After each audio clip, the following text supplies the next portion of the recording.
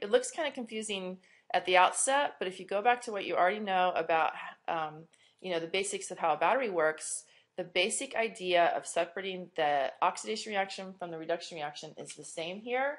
It's just, in this case, we are continually supplying the fuel. All right. Now, I don't know if you've ever seen hydrogen and oxygen come together with a little spark, but it gives a massive explosion. And in the fuel cell, we don't see that, because what this is a very slow, controlled reaction, and the energy is all, mostly, there's a just tiny bit of heat generated, but most of the energy is going directly into electricity. So we can get work out of the electrical energy, the movement of electrons.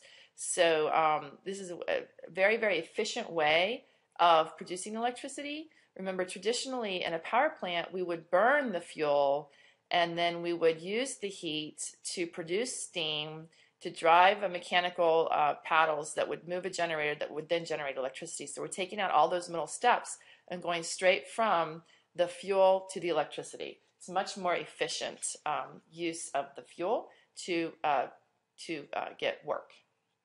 All right, so this little table here just compares the combustion versus a fuel cell. And so combustion, typically the fuel, when we're talking about combustion, is some kind of hydrocarbon, like methane, propane, octane.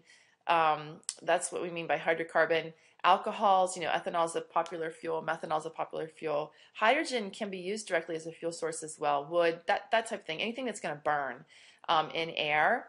The products, of course, are always water, but you also get carbon monoxide, carbon dioxide. You get heat, light, and sound when you're burning. So you can see that the energy, of course, is conserved, and it's going into all these different forms: heat, light, and sound. And it's very fast. It's hot. It's most useful for producing heat. That's why we have combustion in the first place. The fuel cell, however, is the predominant fuel for the fuel cell is hydrogen.